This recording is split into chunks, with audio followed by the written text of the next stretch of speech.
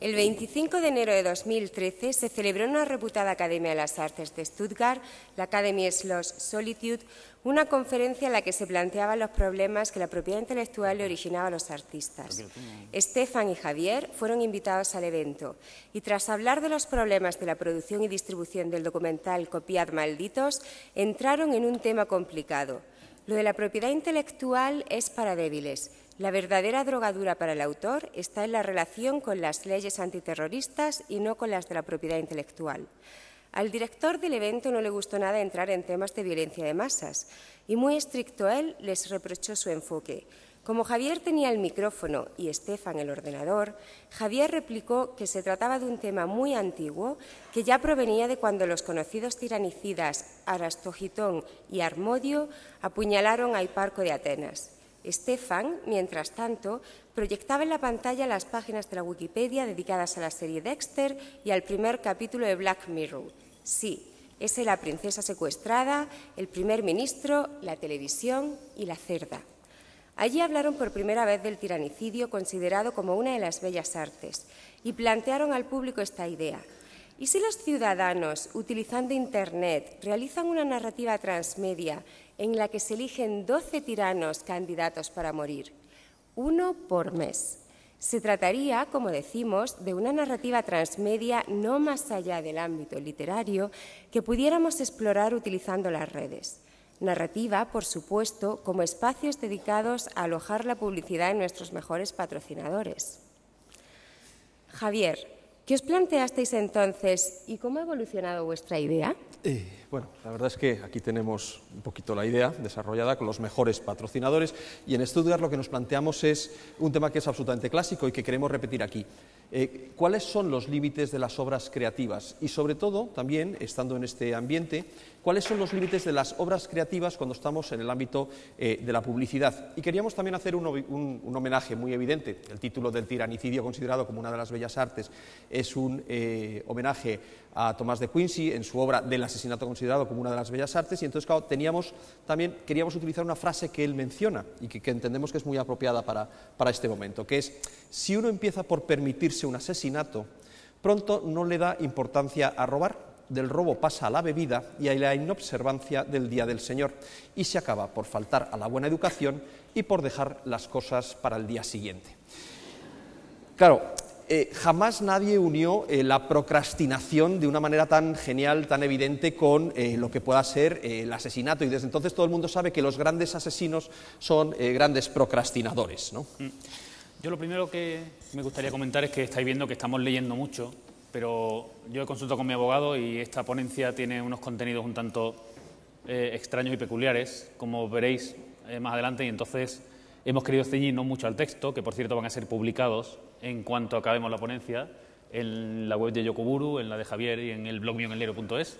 Entonces vamos a ir leyendo porque es importante que nos ceñamos bastante al texto, ¿no? Sí, que es que si no acabas detenido. Si no, después pasan cosas. Acabas detenido tú. Además, acabamos de tener aquí a la Policía Nacional, con lo cual hay que ser especialmente arroba cuidado. Madero, Sergio García.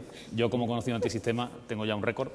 Bueno, todos tenemos presentes cómo la publicidad se apropia de todo tipo de espacios, ¿no? Todos tenemos en la mente el famoso anuncio de las manitas de las asambleas del 15M que hizo una conocida empresita de telecomunicaciones, o más recientemente aquel famoso anuncio del levántate de las sillas, que también ha hecho una pequeña pyme del mundo del refresco gaseoso, ¿no? Que de paso también aprovecha para comentarnos lo saludable que es andar y llevar una vida sana y este tipo de cosas, ¿no?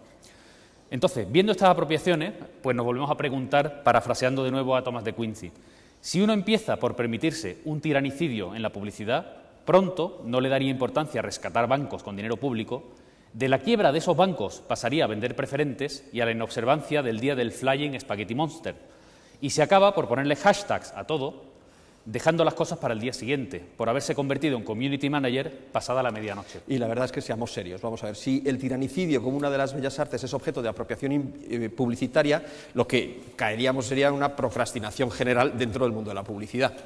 Entonces, bueno, nosotros la idea que estamos dando, en torno a lo que nos movemos, es planear que nunca ejecutar, atentos, el tiranicidio, que puede ser considerado como una de las actividades del actuar homo ludens, pero ha de quedar reservado, como los buenos juegos de rol, a las minoritarias asambleas horizontales y a ejecutores que sepan enfrentarse con éxito como Ada Colau al que no nos representan. Continuemos con la historia. El 28 de abril, una persona dispara a 2 carabineros en Roma y cuando es detenido declara que quería matar a los políticos. Esto significa que el tiranicidio está en el aire. Estefan, ¿cómo es la reflexión que proponéis? Bueno, nuestra reflexión tiene por objeto la búsqueda de los límites de la obra creativa y la publicidad. Kant señaló la ausencia de los límites en la fisis, cuando afirmó que la naturaleza es sublime en aquellos de sus fenómenos cuya intuición lleva consigo la idea de su infinitud. Pues eso pone aquí. Pero, aunque me haya sido imposible averiguar si somos más kantianos que de Messi, nuestra reflexión parte de la pregunta: en el actual contexto de crisis y el grave enfrentamiento social, ¿cuál sería el dolor colectivo si un día apareciese el consejero delegado de una empresa del IBEX 35 muerto en medio de la calle Serrano con un tiro entre las cejas? Ahora mismo, donde el sufrimiento del ciudadano ha sido llevado a cotas tan altas, ¿nos horrorizaría ese acto como seres humanos que todavía somos? ¿O simplemente pasaríamos las páginas del periódico hasta llegar a los deportes y ver si Mourinho ha dormido bien o si Cristiano Ronaldo se siente de nuevo solo? ¿Hemos perdido ya toda empatía? O mejor dicho, ¿nos han hecho perder ya toda empatía? Bueno, yo creo que al menos en lo sublime somos más de Messi que kantianos, pienso yo, ¿no? Sin duda. Pero de todas maneras vamos a lo nuestro. Como habría 12 candidatos, pues tendríamos que hacer una métrica del dolor social, porque claro, hay que segmentar el mercado. Entonces este mercado que tenemos que nosotros que segmentar, lo que le podríamos hacer es establecer una métrica. Pero no nos podríamos fiar de la métrica del dolor de los periódicos y entonces se nos ha ocurrido a nosotros que como tampoco podríamos hacer una métrica fila-cola del Bernabéu, fila-cola del dolor de los que están viendo el funeral de la persona o el corpore y sepulto de la persona que haya sido objeto del tiranicidio, pues entonces se nos ha ocurrido utilizar la cola del Cristo de Medinaceli, porque en definitiva pues estamos también con un elemento gore como es el de una persona fallecida, con todos nuestros respetos, por la crucifixión, y entonces ese ratio, ese pseudo científico, obviamente tiene un interés, que es luego patrocinar obviamente ese ratio, ¿no? Y entonces empezar algo así como y dijo el tirano al morir, siento dejar este mundo sin probar pipas Facundo, por ejemplo. Evidentemente, esto, si se ha logrado vender una línea de metro, una estación de metro, nosotros venderíamos ratio gore Cristo Medinaceli, vamos, o sea, seguro, vamos. Claro, ¿y cómo funcionaría todo esto? Pues en la narrativa que proponemos nosotros, los participantes votan a una serie de personajes. Se trata de escoger quién debe desaparecer, pero no solo escoger al que te caiga mal, sino que también hay que argumentar los motivos por qué nuestra sociedad estaría mejor sin ese tirano. Esa es la idea. Después de una exhaustiva investigación encuesta de un prestigioso instituto de opinión basada en unas 6 llamadas de teléfono... Sí, como las de las GAE con la piratería, 6 llamaditas. Efectivamente. Pues eso, insisto, hemos determinado que algunos candidatos en nuestra ficción podían ser, por ejemplo, aquí tenemos al señor Botón, presidente del Banco de Mordor. También tenemos al señor Rajoy, presidente del Gobierno del Reino de Españistán. Asimismo tenemos al señor Rubalcubo, jefe de la oposición en dicho reino, el señor Grato, creo que aparece exactamente, expresidente de una caja de ahorros privatizada, más tarde público-privada, después nacionalizada y ahora público-algo, o eso es lo que pone aquí. Y como último, otra de las personas más nombradas en las redes en nuestra investigación ha sido la señora Zombifuentes, delegada del Gobierno en una hipotética provincia solo habitada por milfs y cougars. Milfs y cougars, no sé qué pone aquí, no sé. Volvamos a los participantes en la obra. Todos conocemos hoy en día los temas de autoría colectiva. ¿Cómo pensáis que tendría que crearse esta obra y a quién habría que atribuírsela? Bueno, pues esta narrativa la crearíamos pues como la Wikipedia, sería un conjunto indeterminado de homo ludens, que lo que están haciendo es jugando con las redes, claro, entonces siempre se pueden utilizar pues las herramientas gratuitas al alcance, pues tenemos Twitter, tenemos Flickr, tenemos YouTube, tenemos grupos de Facebook, y entonces lo que podríamos ahondar es en 2 conceptos organizacionales diferentes, ¿no?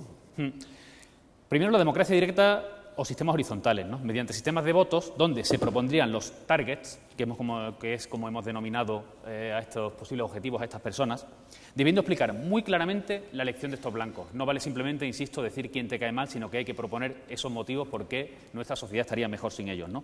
Las razones deberían ser escritas en blogs, wikis o donde los participantes deseen. Si bien deberán revelar su existencia usando el hashtag #tiranicidio en Twitter. Twitter sería la herramienta a través de la que se dieran a conocer. Y luego, además de esa asamblea horizontal, que obviamente lo que hace es lleva mucha atención, lleva mucho foco de atención y por tanto publicitariamente puede ser muy interesante, muy rica, también se establecería un sistema de democracia representativa o sistemas verticales. Entonces, una vez que se han contado los votos, lo que se daría es la información y las razones para que alguien que no sabemos quién es y que obviamente nosotros no tenemos absolutamente nada que ver, pues se erija en ejecutor y ejecute lo que han votado o lo que se ha establecido por los sistemas horizontales, y con una personalidad como muy contraria a la que aquel célebre escribiente Bartleby, para el que se haya leído el libro, pues buscaríamos a alguien que en lugar de decir preferiría no hacerlo, dijera preferiría hacerlo. Se podría utilizar pues alguna plataforma informática, pues del 15M, por ejemplo, hecha el modelo Propongo, o hacer alguna cosa especial para la ocasión. Y luego no nos olvidemos que también se trata de una obra colectiva, y esta obra colectiva se puede hacer mediante una manera anónima, utilizando siempre pues la herramienta Tor. No nos olvidemos además que el artículo 14, apartados 1 y 2 del texto refundido de la Ley de Propiedad Intelectual, lo que nos dice es, en contra de todas estas tesis que dicen que no puede haber anónimos y que el anónimo es una persona que es deleznable y que lo que hay que hacer es perseguirla, no, cuidado, ser anónimo es uno de los derechos morales irrenunciables por parte de todo autor, y así dice este artículo 14, apartados 1 y 2, que corresponden al autor los siguientes derechos irrenunciables e inalienables. Primero, decidir si su obra ha de ser divulgada y en qué forma, y segundo, determinar si tal divulgación ha de hacerse con su nombre, bajo seudónimo o signo o anónimamente. Y eso tiene un muy buen motivo, esto del poder editar una obra anónimamente, ¿no? Que los autores tengan el derecho a ser anónimos tiene muchísima justificación. Muy brevemente vamos a contar la historia del barón d'Holbach y su libro El cristianismo desvelado. El barón era uno de los participantes de aquel movimiento muy antisistema que luego pasó a llamarse la Ilustración. Antisistema, como el 15M, antisistema. Muy antisistema la Ilustración, efectivamente. Verdaderamente era un movimiento antisistema porque quería cargarse el poder de la Iglesia y especialmente abandonar la metafísica y la teología y comenzar a regirse por la razón y por la ciencia. Además de otras cuantas cosas anecdóticas, como son regirse por el imperio de la ley, establecer los derechos fundamentales como un dogma y someter el Estado a una separación de poderes. Esta gente eran, vamos, realmente peligrosos. En apoyo de sus tesis, el muy antisistema barón d'Holbach escribió El cristianismo desvelado. Y sí que eran peligrosos porque este es el barón.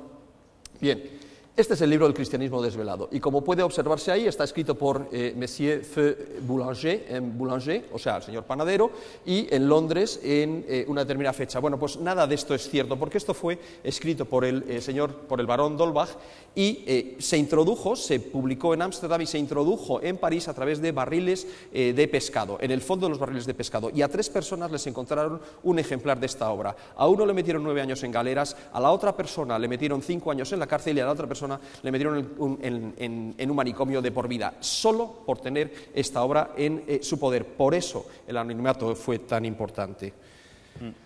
Y como eso de los barriles de pescado es una cosa que ya no se lleva, pues nosotros proponemos, para participar en esta narrativa, usar una herramienta de Internet que se llama Tor. Tor es una herramienta que sirve para navegar en Internet y proporciona cierto anonimato, o un anonimato bastante bueno, ¿no? Y es realmente muy fácil de usar. Así se garantizaría la seguridad de todos los que participen en nuestro juego. Seguimos. Vamos a suponer siempre, dentro de nuestra narrativa, recordemos, y vuelvo a insistir, que estamos hablando de una narrativa, nuestra historia. Una obra literaria. Obra literaria, repito, esto es un guión, una obra literaria, ¿verdad? Repítelo, totalmente. Repítelo tú que eres obra abogado. Literaria, no se les ocurra hacer esto. Pues vamos a suponer que hay que sacar los disclaimers esto de las películas americanas. No lo intenten en casa. Bueno, tú no te rías. Supongamos que nuestra obra narrativa tiene éxito, mucho. Es un boom, lo peta. Todo el mundo habla de ello. Todo el mundo participa, cientos de miles. ¿Qué digo? Millones de perfiles son creados. Bueno, pues es como una especie de nuevo Facebook, ¿no? Y entonces lo podemos llamar tiranicidio party porque verdaderamente es una fiesta. ¿Quién no ha soñado de repente la muerte de tanta gente, ¿no? Y entonces no hay persona en este país de 15-55 años que lo que haga es dedique una serie de horas a esta plataforma. Todos sabemos además que la atención de la gente se ha ido de unas plataformas a otras. Estuvo en el ICQ, del ICQ pasó al Messenger, del Messenger pasó al IRC, del IRC luego ha venido a Twitter, luego también está en Facebook, con lo cual las atenciones se van dividiendo y lo importante para la publicidad siempre es captar la atención. Entonces aquí de repente lo que nos encontramos es con una serie de gente que está en una plataforma web que, por cierto, controlamos nosotros. Y ahora les pregunto, ¿a ustedes publicistas, jefes de marketing, gente de las marcas, ¿se van a quedar ustedes ahí impasibles mirando cómo toda esa masa de consumidores, toda esa gente que controlamos nosotros, que campan libremente, se pasan horas y horas visitando trillones de páginas, haciendo petaquintillones de clics en nuestra plataforma, sin hacer nada? ¿No les gustaría poner unos banners? ¿No les gustaría meter ahí un community manager y controlar toda esa gente que están en nuestra plataforma, la de Javier y mía? Ahí, miren, miren. Que además están haciendo esas conversaciones donde ellos empiezan como a hablar de política y de cosas serias, pero se relajan, porque están en nuestra plataforma, que no es como Facebook, sino que en nuestra, entonces se encuentran cómodos y hablan de cosas. ¿No les gustaría meter allí sus manitas y poder observar? Recuerden que son 6 millones de personas y además de toda la franja de edad que consume en España, ¿no? ¿Se van a quedar ahí paraditos sin querer meter ahí sus manitas para ver qué es lo que están haciendo, no? ¿No querrían contactar con Javier y conmigo para poder acceder a esos datos? Recuerden además que nosotros en los términos de servicio tenemos los datos bien atados. La cosa es no hacer ruido. O sea, la cosa es no hacer ruido, pero tenemos los términos de servicio bien atados. ¿De verdad que se van a quedar ahí parados sin hacer nada? Esa es la pregunta que yo les lanzo. Mar. Bien, hasta allí todo correcto. Es una obra transmedia en una plataforma propia llena de publicidad no intrusiva o de datos que se venden, en la que se participa eligiendo candidatos ficticios como, por ejemplo, Botón, presidente del Banco de Mordor, Rajoy, presidente del Gobierno del Reino de Españistán, Rubalcubo, jefe de la oposición, Señor Grato, expresidente de una caja de ahorros, y Zombifuentes, una delegada del Gobierno. Pero imaginemos que de repente empieza a pasar de verdad. El día menos pensado aparece un ibexero 35 fallecido no en la calle Serrano, como decíais, sino en la calle Goya, a la vuelta de la esquina, vamos. Aquí es donde entra vuestra reflexión antiterrorista. Claro, desde luego, aquí es donde nos planteamos el problema que puede tener realizar este tipo de obras. Y en Stuttgart hablábamos por ahí decíamos que el problema que se puede entrar, por tanto, en el arte hoy en día ya no es una vulneración de las normas de la propiedad intelectual, sino que puede ser una vulneración de las leyes antiterroristas. Es evidente que esto es una narrativa y es muy difícil que nosotros pudiéramos controlar que no ocurriera de verdad, porque hay mucha gente cabreada, hay mucha gente con mucho tiempo libre que no tiene absolutamente nada que hacer y claro, lo que nosotros tendríamos que lograr es atar perfectamente a esa persona al ordenador para que no se moviera de la silla y que todo el activismo se hiciera online. ¿Qué es eso de cristalizar el activismo en un territorio físico? No, el activismo tiene que ser activismo de sofá y de clic y que se vayan comiendo la publicidad todo eso, nada de salir a la calle. Que luego vienen las movidas, estas filoterroristas de los scratches y ese tipo de cosas. Nada, amigos, todos en el ordenador, ¿eh? Mucho hashtag, mucho Twitter, pero nada de salir a la calle, que luego vienen las historias. Exacto, y si además mediante código lo que hacemos a esas gentes les decimos, mire usted utiliza Tor y por tanto usted va a ser anónimo y usted va a ser difícil que le puedan hacer absolutamente nada. Bueno, cuidado, siempre puede venir la policía, a la que respetamos mucho, a decir que lo que ha hecho ha sido, pues nada, detener a la cúpula de los Anonymous, ¿no? También puede decir que ha detenido por fin a la cúpula de los que comen jamón serrano. Y claro, para los que se encargan de la plataforma, sin embargo, sí que existe un problema, porque claro, conforme a la Ley de Servicios de la Sociedad de la Información, tendríamos que tener perfectamente identificable quién es la persona que lo que está haciendo es siendo responsable de la misma.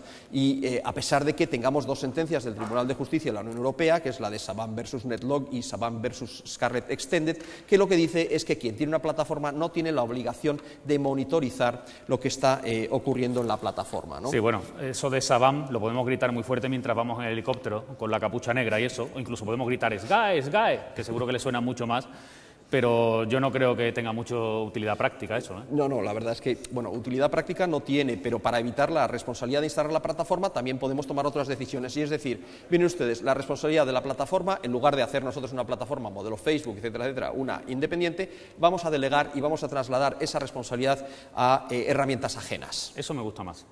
Por ejemplo, herramientas como Facebook, Blogger, WordPress, como alojadores de grupos de páginas donde los participantes del Tyrannicide Party propusieran candidatos y expusieran sus razones. Las razones por las que un individuo debiera entrar en los candidatos se escribirían en varios sitios a la vez para evitar que el alojador las borrase. Si este alojador lo hiciera, se haría una noticia del borrado, donde se incluiría la copia de seguridad. Noticia que se enviaría a Menéame. Y además el señor Galli está por aquí, así que le saludamos y Ricardo, un gallifante para él, buscando el efecto Streisand. Y por otra parte, siempre nos quedará la caché de Google. Santa caché de Google. Santa caché de Google, efectivamente. Y luego, pues Twitter lo utilizaríamos como vertebrador de los hashtags. O sea, por ejemplo, siempre podríamos poner Nerón muerte, Sócrates libre, y entonces así, mediante los hashtags, se podrían hacer los votos de aquellas 12 personas que nosotros pues quisiéramos, bueno, pues se pudieran proponer.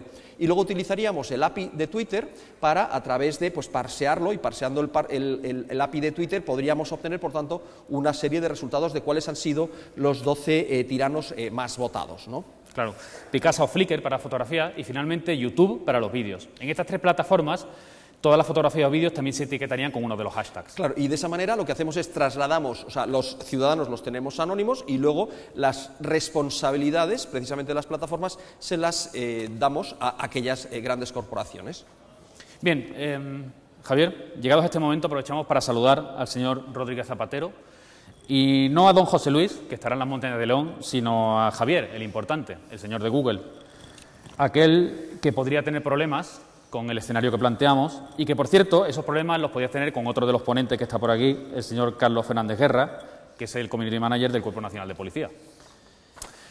Bueno, podremos acabar en la cárcel o lo que sea, pero no se podrá decir que no hacemos charlas interactivas, horizontales e inclusivas, ¿no? Sí, no, desde luego. Pero también tenemos que pensar en otra cuestión. Vamos a ver, ¿cuánta riqueza nosotros podemos obtener para el mundo publicitario con este tipo de actividades, por ejemplo? Porque, claro, no se nos olvide que aquí quedaría todo el tema del merchandising libre. O sea, por ejemplo, podemos imaginar una bebida que en lugar de decir que te da alas, lo que te hace es te permite liberar la población. O que también lo que podemos decir es, mire usted, esta hamburguesería donde para los niños lo que le dan es, junto con la hamburguesa, pues un juego de guillotina pequeñito, ¿no? Y yo eso lo veo, ¿eh? ¿Tú lo ves? Yo lo veo totalmente. Vamos, aquí estos señores hay muchísima gente que sabe mucho más sabia que todos nosotros y ya estarán pensando en qué tipo de actividades y qué tipo de cosas se pueden utilizar con el merchandising porque tenemos un producto que es libre. No sé, por ejemplo, los mercados de t-shirts, tazas, llaveros y además es que no estamos planteando nada muy distinto pues de un cruce entre Superman y la familia Addams como muy feliz, pero actualizado a tiempos digitales. Y luego también hay otra cuestión, si lo queremos más castizo, porque ya sabemos que siempre tenemos que customizar los productos, pues entonces aquí en España pues sería el garrote vil en vez de guillotina, ya lo tenemos pues absolutamente el menú listo, madrileño, ¿no? ¿eh? Sí, garbanzos y garrote vil, claro. Pues nada mejor que conectar el mundo mediante redes, cuyos nodos sean clones del tiranicidio party. Riqueza para todos, incrementos del IPC, nuevamente el consumo tirando de la economía. Como antaño con el alfabeto o ahora con los protocolos de Internet, crear una riqueza para todos y de nadie. Un procomún utilizable por todas las empresas para vender. Fijaos si no gana Google dinero usando ese procomún llamado protocolos de Internet. ¿Quién lo pensó? Hacer dinero con la propiedad intelectual recopiable. Mucho, mucho dinero. Claro, y además es que incluso pues el Community Manager de la policía podría sacar también su propia línea de producto o nuestro héroe pues desde la Moncloa, ¿no? Y también se puede, yo qué sé, por ejemplo, con todo lo que tira el fútbol, pues en lugar de 12 tiranos que hay que fallecer, pues vamos a hacer a 11 más uno que fuera el portero, ¿no? Claro. O sea, el fútbol ante todo, camisetas que ponga tiranicidio party, por ejemplo. O sea, el caso es vender. Aquí de lo que se trata es de vender, ¿no? Esto es lo que yo creo que los técnicos llaman una win-win situation, ¿no? Sí, no, y desde luego reforzaría la marca España. Bueno, la marca España absolutamente a tope. O sea, esto saldría obviamente en el New York Times. ¿Os podéis imaginar?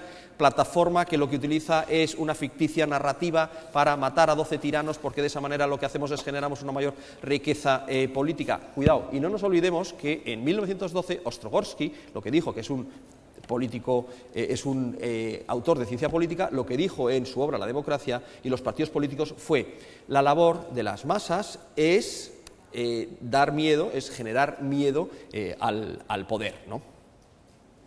Así que creación artística, salud democrática y riqueza para todos. No está mal. ¿Para cuándo decís que empezáis el proyecto? Bueno, vamos a ver, ahora ya tenemos que ser absolutamente sinceros. O sea, nuestro proyecto no es nada novedoso, no es nada original y hay que reconocer que es un proyecto que ya está tremendamente maduro. La palabra tiranos, y aquí, perdonadme el puntito pedante, se utiliza de los tiempos del poeta Arquíloco en el siglo VII a.C. y además también Aristóteles señaló que los mayores delitos se cometen por los excesivos apetitos y no por las cosas necesarias. Por ejemplo, no se hacen los hombres tiranos por no pasar frío y por eso los grandes honores se dan al que mata no a un ladrón, sino al que mata a un tirano. Y desde entonces lo de los tiranos se lleva bastante y ya ha habido unas cuantas entregas más, guillotinas mediante, ¿no? Bueno, eran otros tiempos, otras herramientas, otro marketing. Bueno, esto es solo una continuación en forma de divertimento. Ya lo dijo Thomas Jefferson, el árbol de la libertad debe de ser regado, de cuando en cuando, con la sangre de los patriotas y de los tiranos. Es su abono natural. Mola Internet, ¿eh, amigos? Mola mucho. Y por último, muchas gracias a todos por escucharnos, por estar aquí y como sabemos lo que estáis pensando... Sí. Es que ni se os ocurra. Ni se os ocurra. Muchas gracias. Y si se os ocurre, ningún sitio mejor que 198, sitio en la calle de La Palma, número 76 de Madrid. No existe mejor establecimiento de guillotinas customizadas y guillotinas do-it-yourself para vuestros tiranicidios particulares o de empresa. Muchas gracias.